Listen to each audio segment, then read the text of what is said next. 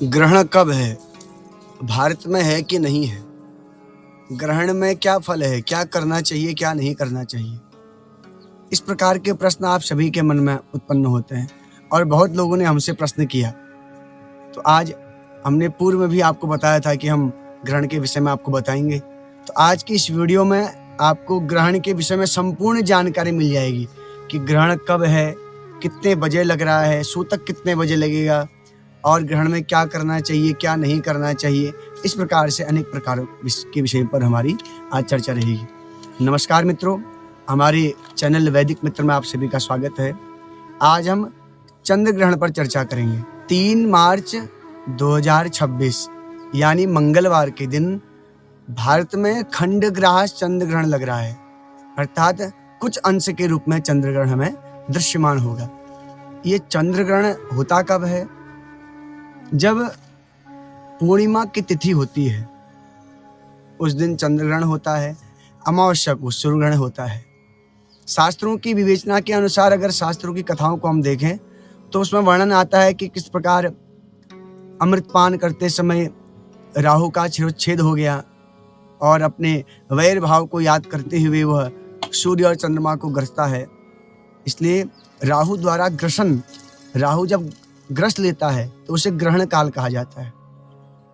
और जब सूर्य से सप्तम भाव में चंद्रमा होते हैं ज्योतिष के अनुसार, तब चंद्र ग्रहण होता है। ऐसा नहीं कि हमेशा होगा, परंतु जब भी ग्रहण होगा चंद्र ग्रहण, सूर्य से सप्तम भाव में चंद्रमा रहते हैं।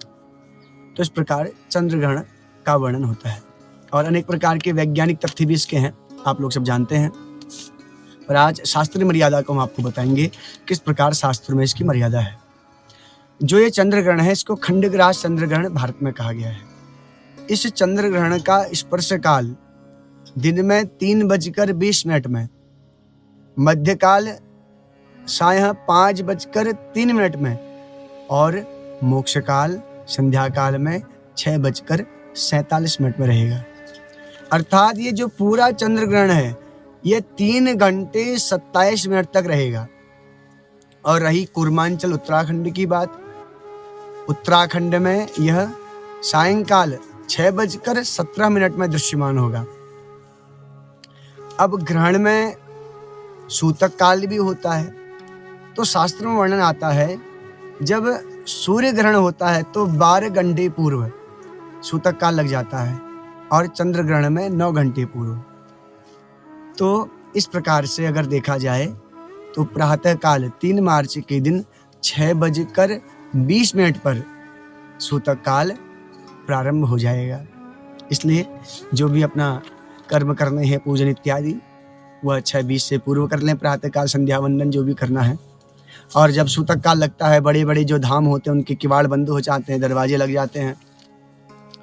अब ग्रहण काल में बहुत लोगों का प्रश्न होता है कि भोजन करें कि ना करें, कौन कर सकते हैं, कौन नहीं कर सकते।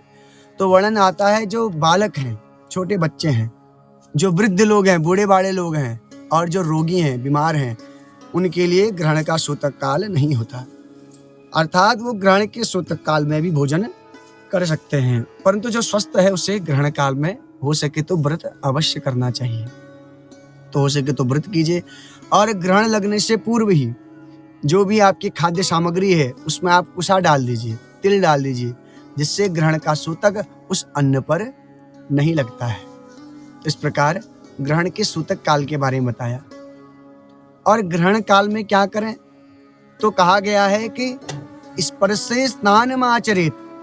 जब ग्रहण का स्पर्श काल होता है तब स्नान करना चाहिए। और मध्य काल में कहा गया है होम करना चाहिए, श्राद्ध करना चाहिए।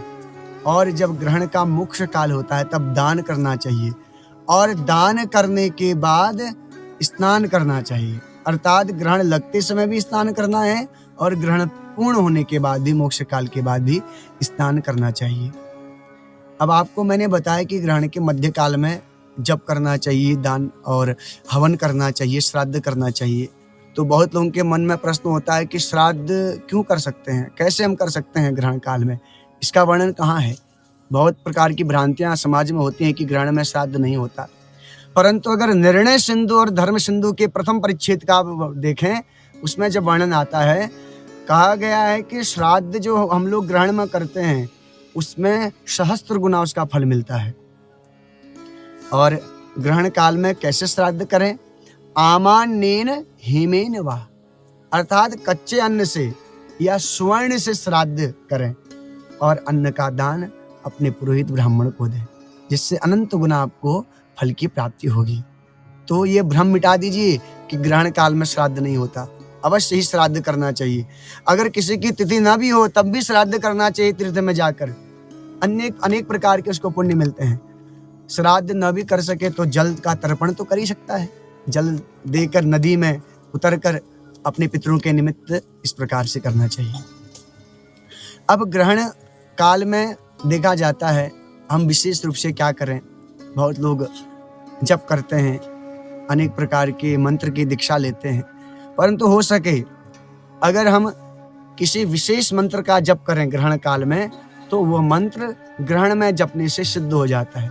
अगर कोई मंत्र 41 दिन में सिद्ध होता है, 21 दिन में सिद्ध होता है, 11 दिन में सिद्ध होता है, परंतु ग्रहण काल में उसको जप लें तो वो ग्रहण काल में केवल 3-4 घंटे के अंदर में सिद्ध हो जाता है। परंतु नियम पूर्वक, ब्रह्मचर्य पूर्वक, मौन पूर्वक अगर उसको किया जाए तब उसकी फल की प्राप्ति हमको होती है। अब कुछ एक विशेष विषय पर चर्चा करूंगा जो ग्रहण काल में बहुत लोग नहीं जानते हैं। वो क्या है? ग्रहण काल में कहा गया है अगर किसी के घर में सूतक या पातक लगा हो, जनना शौच या मरना शौच लगा हो, अगर वो ग्रहण काल में स्नान करके दान करता है तो उतनी देर के लिए जितनी देर ग्रहण काल है वो शुद्ध हो जाता है। अर्थात ग्रहण काल के समय, जो ग्रहण के समय का पुण्य काल है, उस समय जो जनना शौच और मरना शौच से अशुद्ध व्यक्ति है वो भी उस कर्म को करने के लिए, दान और स्नान करने के लिए पवित्र हो जाता है। यहाँ तक निर्णय सिंधु और धर्म सिंधु में वर्णन है। प्रथम परिच्छेद में जहाँ पर ग्रहण के विषय में वर्णन है वहां पर तो विस्तार से इसकी चर्चा की गई है। ग्रहण काल के समय जो मासिक धर्म से युक्त नारियां हैं जिनको रजो दर्शन हुआ है उनके लिए भी नियम है। क्या नियम है? तीर्थ के जल को अन्य पात्र में लेकर उससे स्नान करे। अगर उससे वो स्नान करती है और उन वस्त्रों को निचोड़कर दूसरे वस्त्रों को धारण करती है तो उसको अनंत पुण्य की प्राप्ति होती है।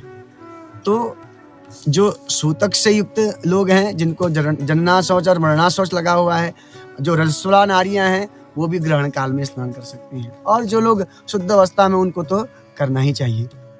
और ग्रहण काल में किया गया जो जप पुण्य है अनेक प्रकार के पुण्यों को देने वाला है। अनेक प्रकार की बाधाओं को निवारण करने के लिए लोग संकल्प करते हैं, पूजा अनुष्ठान करते हैं। अगर किसी के ग्रह बाधा हो या अनेक प्रकार की कोई कुबाधाएं लगी हो तो उस बीच में अनुष्ठान करके, उस ग्रह के निमित्त जप करके आप उस बाधा को दूर कर सकते हैं। ऐसा निर्णय सिंधु और धर्म सिंधु में वर्णन आता है। ये केवल अपने मन से कोरी कल्पना नहीं है, ये शास्त्रों में जो वर्णन है वो आपको बता रहा हूँ। अगर किसी को कुछ संदेह हो तो जाकर आप गूगल पे अपना सर्च करके निर्णय सिंधु और धर्म सिंधु के प्रथम परिच्छेद में देख सकते हैं। लगभग 60 या 65 पृष्ठ के आसपास इसके विषय में पूर्ण रूप से वर्णन दिया गया है, जहाँ पर ग्रहण के विषय में शास्त्र में चर्चा की है। राधे राधे, जय श्री कृष्ण।